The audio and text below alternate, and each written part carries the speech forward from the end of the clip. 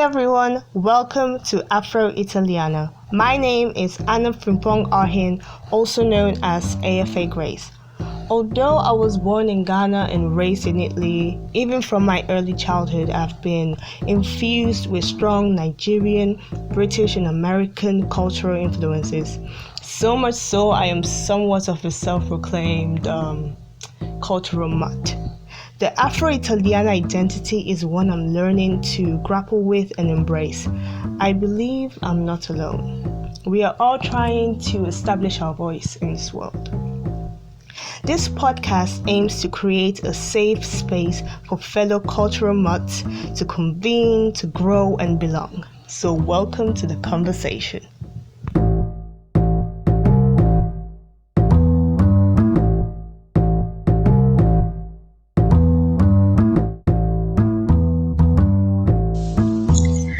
So, I don't have a title for today's episode.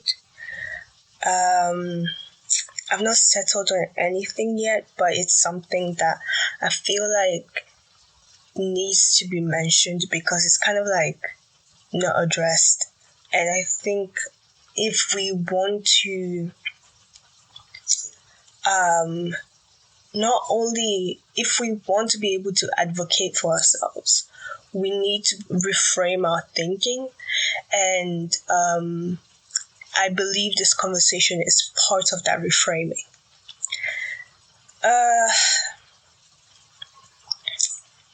I'll start with a story, per usual. So,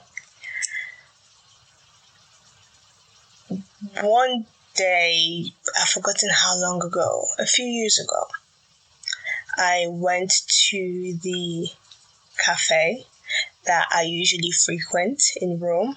Is basically in our faculty, and it's perfectly accessible. So I used to frequent there a lot, especially for breakfast, but also sometimes for lunch. And sometimes I wouldn't eat there, but every once in a while I would actually sit down and eat and not just take my food to go. So a very important caveat, I guess, or piece of context for this story is the fact that the bar or cafe, in Italy we call cafes bars, so it's just weird. It doubled as a sports center, but really the only sport that was there was like tennis. So it also had tennis courts. So apart from university students and staff that frequented the place, you also had these people that came there to play tennis. And they were usually like your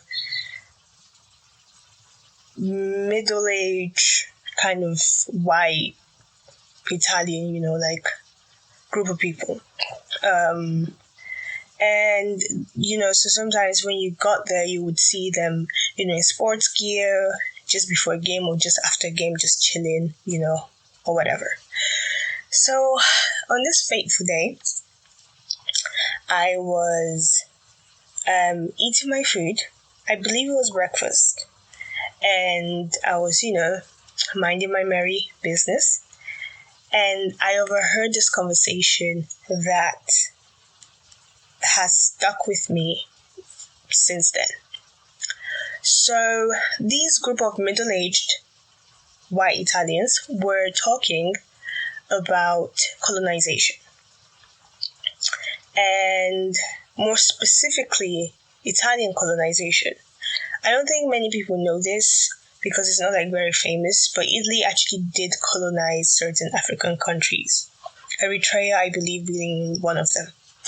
And it wasn't as known as what the British did, British Empire did, or what the French Empire did, or whatever. But it did happen, and it was just as egregious as you can imagine. So they were talking about colonization, more specifically Italian colonization. And this man said this one thing that triggered me to no end. He said, too bad, that's all we got.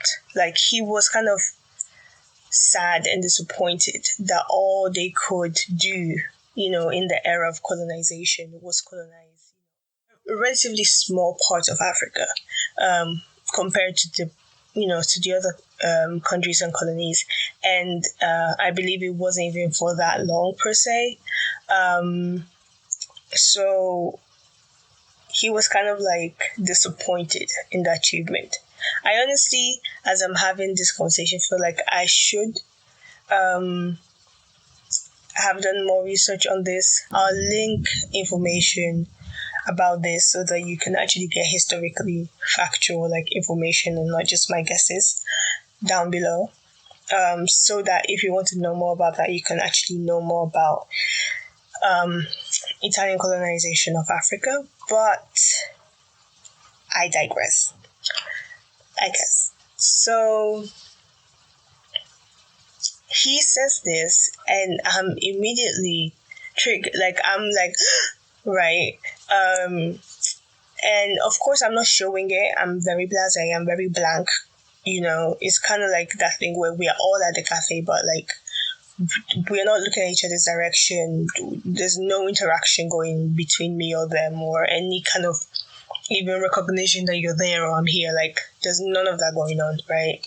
So it's kind of like I was peeping into a window, saying something completely foreign and away from me. And the thing is that none of the people on the table kind of flinched or grimaced or anything to that statement.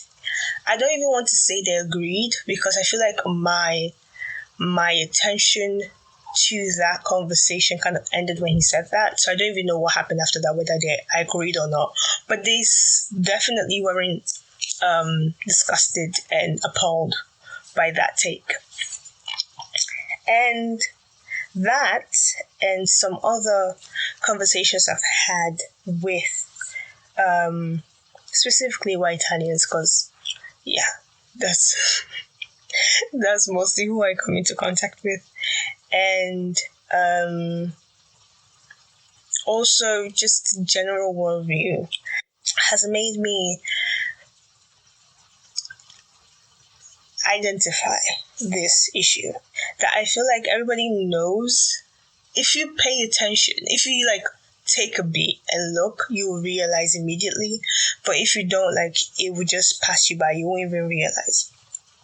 And that's the issue of glorifying colonization. And it's a weird mind trick, because if you think about it, as an African, I remember colonization mostly from the viewpoint of independence. And as much as I celebrate and I am thankful for independence, I think that is unnecessary amnesia. We don't need that amnesia in our lives. I don't appreciate the fact that I don't know much about anything that happened before independence. So I don't know much about the era of colonization, and I don't know from when, the kind of invasion began to when it ended. And, I don't also know much about pre-colonization as well. And as for pre-colonization, I have tried to do research on this because I was very fascinated by this, and I found very little on this. The most kind of information you can find is right before colonization and what colonizers met. And even that, the accounts that I found, I want to find more African accounts. I don't know how to put that, but yeah. But I say all that to say that the era of colonization and the terror that it was is kind of just seen, it's kind of simplified to this neatly packaged story of, oh, they came here, they took a bunch of us to be slaves, and the rest of us just kind of remained. And then we got tired and we got independence. What happened during that that remaining period is not really spoken about a lot. I appreciate and I love the fact that African Americans advocate for themselves, so much so that we do have a comprehensive understanding of their history from when they hit the shores till now. I don't think Africans have that same thing of like a common knowledge, comprehensive kind of understanding of what happened from when the colonizers hit our shores till now. I feel like that is not as common, that knowledge is not as commonplace. And I find that to be very troubling. I don't think that knowledge is impossible to find. I believe if someone was a scholar, or even if they did research, like they could find that information. But I feel like your history should be like, I shouldn't have to do a whole in-depth Google search to know like the bare minimum of more than, oh, they came and like we remained. And like, then Kwame Nkrumah came. Like before then, what was happening? And maybe it's something that I don't know because I was in the African education system, so maybe that's my blind spot as somebody that is in fact Afro-Italiana. This is the duality of it all. I don't know, maybe this is a blind spot I have because I'm culturally Italian and European as well as African, but I am not aware of these things. And what that does is that it trivializes and neatly packages colonization. Nobody, as hard as they try, can just publicly neatly package slavery. Because we are so aware, it is so common knowledge and commonplace to know how deep the atrocities were during that period of time. It's so hard to be like, if somebody from a nation, right, that practiced slavery kind of said, oh, too bad we didn't have more slaves or slaves for a longer period of time, I bet they would be able to find their group of racists that would agree with them. But your general kind of like thing, your general mass of people, the general consensus would be a gasp, at least, a clutching of the pearl. You know, there would be a, like, you shouldn't say, like, you maybe could think it, you know, because we know people think crazy things, but, like, you shouldn't say that, you know? And I feel like that same kind of, like, reaction to colonization doesn't exist. Not because it was less bad or, like, we got the better end of the stick, but really because we don't know what happened. So we can't defend and say how bad it was or how good it was. Of course, it wasn't good. But, like, you get my point. Like, we cannot comment because we do not know. And I feel like that takes away our agency. That takes away from our advocacy because we do not know what happened in detail. It's not common knowledge, and that's very disappointing. You see a few pictures here and there of certain images, especially from Congo, because I believe, from what I know, they endured some of the worst, and I mean the worst kinds of abuse, right? And you do see some of that every once in a while pop up. If you're kind of looking for that kind of stuff, but you don't.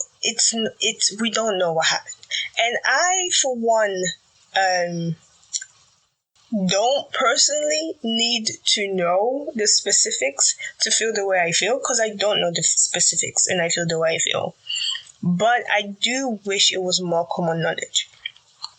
I think there is a benefit. I'm putting an asterisk here and then I go back to my point. I think there is a benefit to the fact that I am doing this podcast pre-educating myself on this topic. Seeing how ignorant I am should prove my point.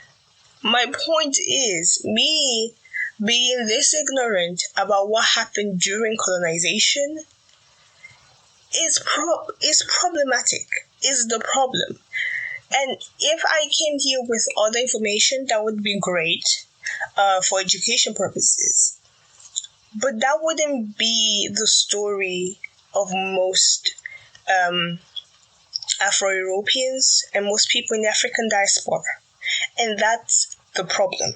My point is that although I hate coming here feeling unprepared because I like knowing other things and sharing other things, and this is quite vulnerable for me because I prefer coming with other historical knowledge and seeing other facts, I do think it's important that you even look at the fact that someone that loves this kind of history, and on another episode, I will maybe explain why I am so tied to American history, most specifically African American history, and also just and how that has informed and fed my passion and curiosity for African history, like from the history of the actual continent.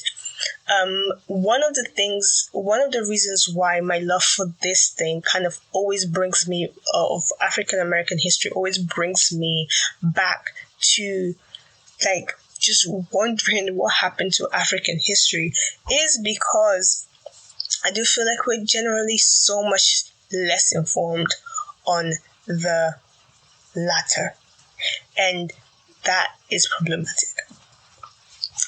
Close asterisks. Now, the reason why it is so problematic, the reason why it bothers me so much, is because in some twisted white supremacist, implicit kind of low-key way, we've all bought into the lie that somehow colonization was not that bad. And America gets a lot of crap about how they started, amen, starting with the Native Americans. But I feel like the UK doesn't get enough crap about their history. And it's so annoying, and I mean so annoying, that in so many programs where I've watched, like my sister be watching all these kids programs and stuff, and when Black History Month comes around, and by the way, the American Black History Month is a different month from the British Black History Month. When it comes around, 98% of the stories that are told are from Black American history. There's this kind of sense of, oh, we are not the racist ones. We are above it all. It's the Americans that are the brutes, and are this and that. And we didn't even have like what America had, the kind of atrocities that America had on its soil. It wasn't that commonplace and that bad on the land, on this UK soil. So we must not be that bad. And that ignores the fact that the UK did all its dirty work abroad. In fact, one of its dirty works was in fact the US. The US, the disturbing history of what we see and what we know about how slavery was in the US, at least, it obviously also affected post-American independence, but of course, pre-American independence was all the British people. And what was happening in America was replicated in the Caribbeans and in parts in Africa. So the idea that because it was out of sight for your average British person, and it's somehow not just out of mind but out of history, and we are able to kind of see the title Commonwealth countries irks me, and maybe it's Trevor Noah's fault because he made that joke about the gold medal. Google it. Trevor Noah joke about Olympic gold medal. You definitely find it. That made me reframe the whole thing, and I'm like, why are we somehow attached in some twisted abusive relationship, kind of motherly, kind of domineering partner, kind of weird relationship. Why do we frame our relationship with the British and with colonization in that way? Like, oh, it was just a bad time and we didn't like it, so we changed the terms of agreement. But the actual person we had the agreement with was not the issue. It was just the agreement. So once we changed the terms of the agreement, this person was completely fine and we continue to love and adore them. Like, how does that make sense? How? And because we don't register colonization to be as atrocious as we should, and it's kind of just it's colonization. The word is for some people less triggering than slavery. And I'm not trying to compare or like be like one is worse than the other. No, my point is the way we are sensitive about slavery is correct. In fact, we should be more sensitive. Let's fight, please, because reparations. But we do not have nearly the same energy, especially as African people from African nations. We don't have nearly the same energy for colonization and reparations when it comes to our context. We would rather shout and complain about politicians before we actually think of what happened and what has been happening since colonization and how that is actually impacting us, how even that affects the people that are actually empowering our nations now. Like, we don't put colonization in context even when we're looking at our present problems. We kind of detach it from our reality and think we just got here magically because we are corrupt.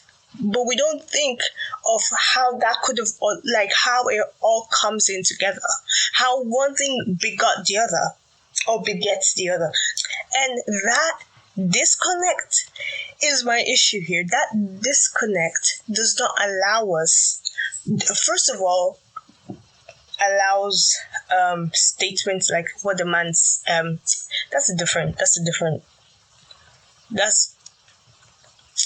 coming to addressing what the man said in a second.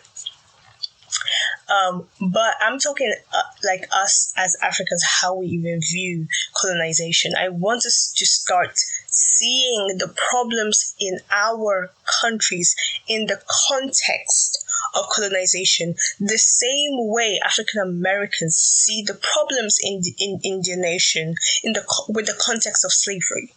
That is so important. What they're doing is so key. It's so important. And when you look at it, you can literally trace direct lines from things that happened, systemic racism that was instituted during slavery and after slavery, and beyond to now.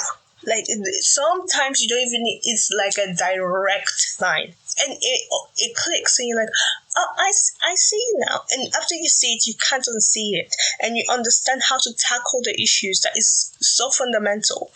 And I feel like we don't do the same. I know that we don't do the same thing with African nations when trying to progress our countries, when trying to criticize our countries. We focus on the here and now so much. And in the last maybe 50 years that we've been in charge of our country, and that, how can you ignore all those hundreds of years of context, of building a foundation of so many things, and then cut to 50 years ago and start our history there? Of course nothing makes sense. Of course we can't dig ourselves out of this hole. We don't know where it comes from. We don't know the origin. We have not found the origin point to now draw the direct line to then begin to deconstruct these systems. And we have been somehow convinced that the issue with Africa is not our tumultuous history and our continuous abuse, but it's just that we can't get along. There's something wrong with us, and black people just don't, and Africans just don't know how to get along, and Africans just are corrupt, and Africans are just, and that's just feeding into racist. Oh, it is. I went there. To racist, ideologies that we have internalized to believe that we're somehow morally deficient and unable to actually care for our own and develop ourselves, right? And that's not the truth. We are not somehow especially debilitated in our concept of society that we can't make democracy work. We just have a history we're ignoring. And I don't want to shame or blame us for ignoring it. A lot of African history, a lot of what we know of African history, is probably not even recorded and written by Africans. There are African scholars that do address these things, but the public, who usually tells the story of colonization? Just ask yourself that. Not who usually tells the story of independence. Then let us say that part. Who usually says the story of colonization? Who usually narrates that story? It's hardly Black voices that are at the front and center that we know of. Okay? That's not the case. And that is highly problematic. And I think, and I know that now that we are coming into our own, even as a people, especially my generation, it is so important that we do the work of trying to undo, Lord English, amen, to undo what has been done to us. And part of this undoing is recognizing our history.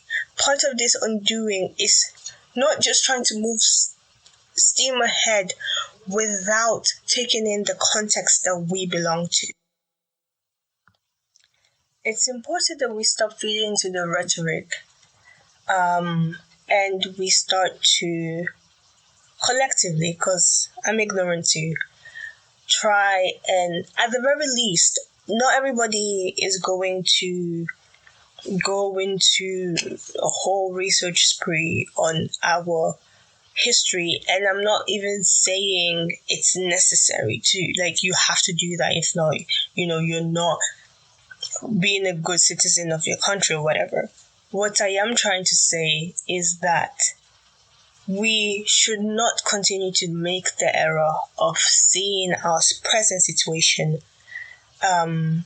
independent and kind of extracted from its original context, because that does us a disservice in moving forward.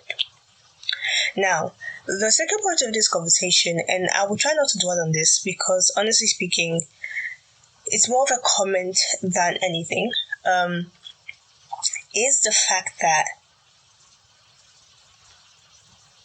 the way colonization is framed to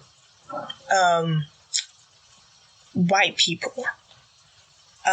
So I've just spent so much time kind of explaining how colonization is framed, or not even framed at all, and the impact of it is framed for us as people of the continent. The way it's framed from white people, from what I have perceived from different interactions and whatnot, included in the story I told at the beginning of this, is the idea that they were good days. They were the good old days, right? And they were the glory days when we conquered, we went out, we did the things, we were amazing, we were unstoppable, we ruled the world. And yeah, human rights and democracy and independence, kind of messed that up. But, those were the days. Those were the days. And that's literally how it's seen. It's not seen as, unlike slavery, right, for most people, it's not seen as this despicable, horrible, barbaric thing that we did. that we should be completely ashamed of, and like just not even, let's say, like we should bury our heads in the sand and not even think of ourselves as any moral authority after what we've done, right? It's not considered like that. It's considered as this great thing that we did because of our ingenuity, because of how highly we were. It's kind of like we were on top because we were better. And now everything is leveling out, fair. But back then, we were better, and that's why we were on top. Not we were disgusting, not we were brutes, not we were inhumane, not we were just terrible. Like, I don't have the adjectives. Not those things. You know, what usually comes to our mind when we think of the atrocities of slavery. No, it's what comes to the mind, how it's reminisced upon. It's kind of this good old-timey story. And, you know, pardon me. And that's where this man came from. Right? Because I've even heard people say stuff like, you know, we were able to colonize because we were just better. You know, if you weren't as weak as you were, if you were better, you would have been able to keep us off your land. We were better, we were stronger, and therefore we deserved, like, we earned it. We came and we took over. Like, if you were all that, how come you didn't, you know, win? Like, we won. That end justifies our means, right? And the complete, just, it's baffling because it's like, and yet you denounce terrorism, as you should, and yet you denounce dictatorships found on the continent, as you should. And yet, you denounce civil wars, right? Found in the continent, as you should. And you see all those things, and whenever these wicked and vile people do these things, we are able to scoff and be like, this is animalistic. This is just terrible behavior. Like, who is that vicious of a human? And we are able to see those heinous acts through that lens. When we think of the civil wars that have gone on in different countries on the continent, we are able to see, even though usually in those contexts there was a stronger kind of group that massacred and did horrible things to, you know, another group, we're able to see them and be like, oh my days, that was horrible. We don't see them and be like, wow, they were stronger. You know, if the other group was worth surviving, they would have. You know, we don't see in that context. We see it as a reason to intervene and to save Africa from itself. But somehow, when historically we know that these same things and worse were done by these British people, we don't see it with the same repulsiveness. We don't see it as, oh, we need help because they need help, because that's wrong. Like, who is letting these people run things? Like, no, nobody thinks of it in that way. Nobody thinks those people shouldn't have been running things in that time because they were horrible people. The same way we think of how dictatorships shouldn't be running things. We don't give it the same energy. We somehow have become placated and into thinking of these I mean, not us, but society at large, just thinking of these times as some old glory folk tale of, you know, days gone by when we were on high, and that's about it. And, you know, slavery happened, but that was like in America, you know, and like independence. Right? Am I right? And that's how we frame this whole conversation. And that, apart from being blatantly wrong, is very harmful and continually harmful. It's not just harm, like, it continues to inflict harm on our continent because it, first of all, somehow implies that we deserved what we got because we didn't overcome in some sense, like we weren't able to fight the British off, so somehow we deserved what we got. And I remember having this conversation with someone, and genuinely, this was not a racist, this was not a horrible person, like this is not somebody that I'm like, oh my days, I had this horrible conversation with this horrible person. That was not the case at all. And the person was kind of just like, and it was a and it was a group conversation, and this person was kind of like, but like, we beat y'all, like, don't you give us credit for beating you guys? Like, don't you think, like, you have to give us some credit, like, we were able to beat you guys, like, that deserves some credit. And I was like, no, like, they were like, we were able to think of the ways in which we would be able to come and attack and destroy you guys. And as horrible as it might be, it was ingenuous. It was smart technology in those days to be able to efficiently pull that off. You have to give us that credit. And I'm like, I think my answer was something like, and he was kind of giving credit to the fact that they had the idea of going into the world and kind of scouting the world for resources, and how that is brilliant, because why would you be just content in staying in your own little space and not kind of exploring and exploiting places? To stay in your own little place without doing that is kind of like lazy almost. Like, where's your adventure? Where is your curiosity? Like, where is that, kind of like a Columbus syndrome of needing to discover, although he wasn't even trying to discover. That's something else entirely. But that kind of like energy, that Columbus energy of like, where was that? Y'all didn't have that. You have to give us credit for having that.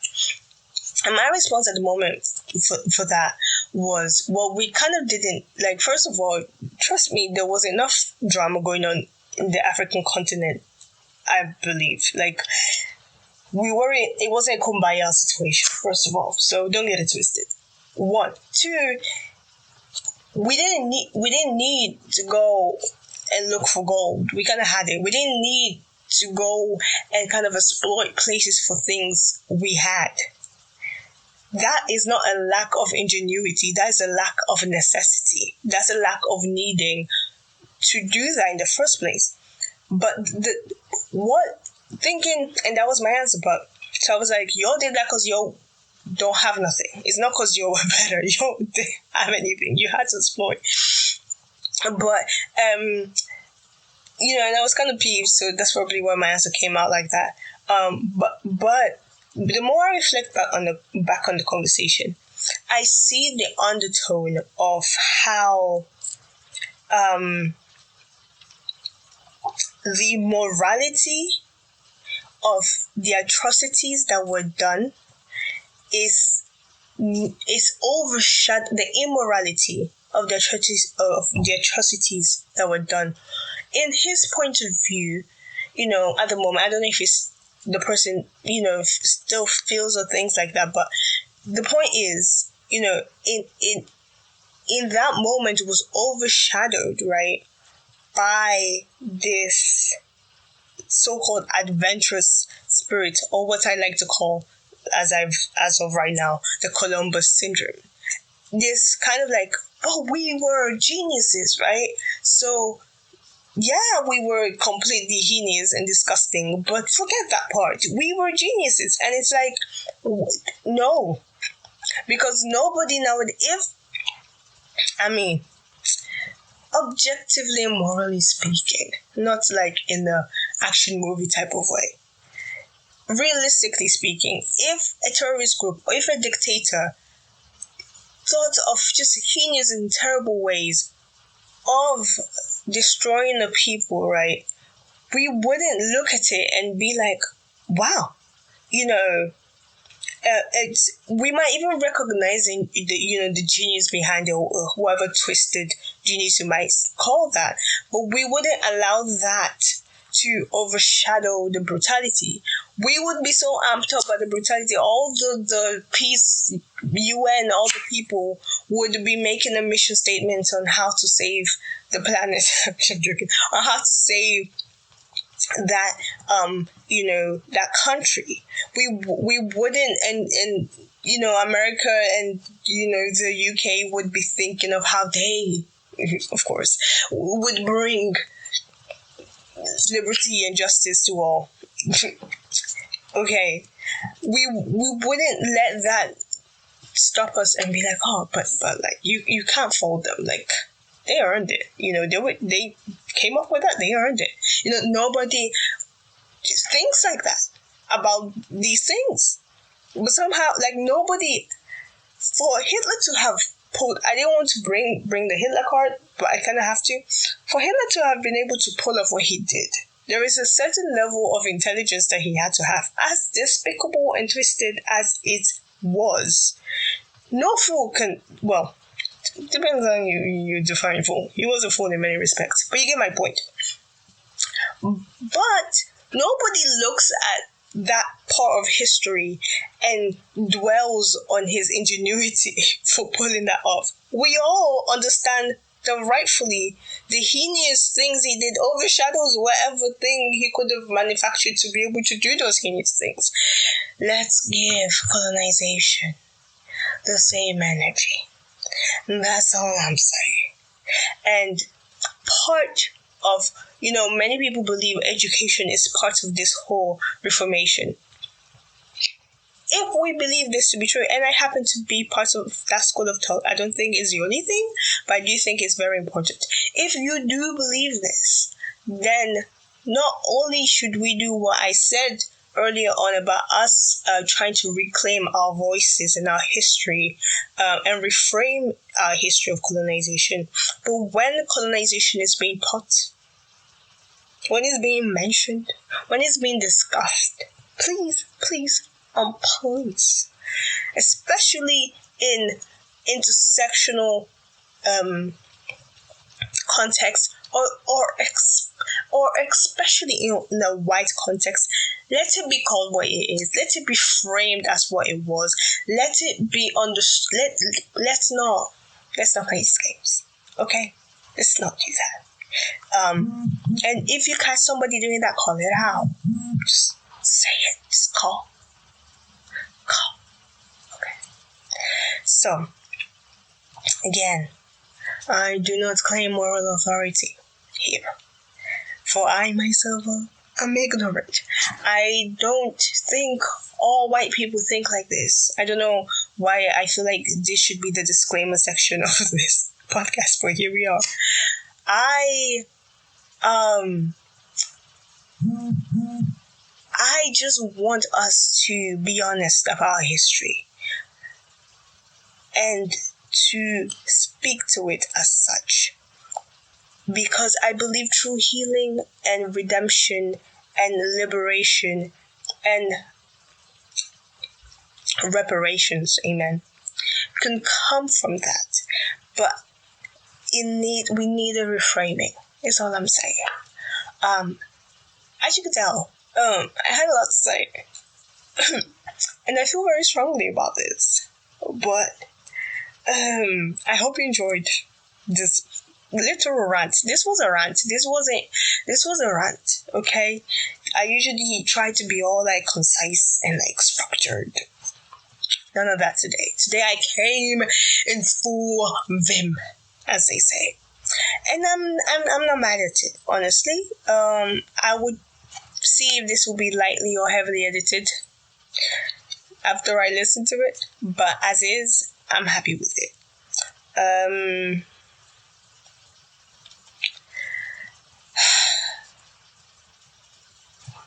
need to sigh.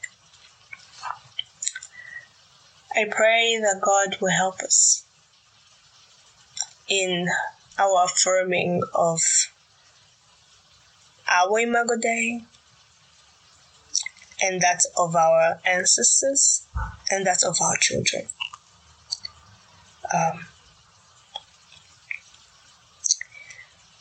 My farewell Friday Farewell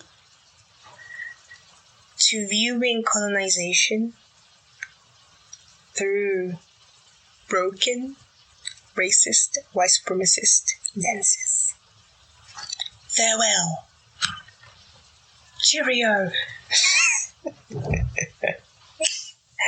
Bye.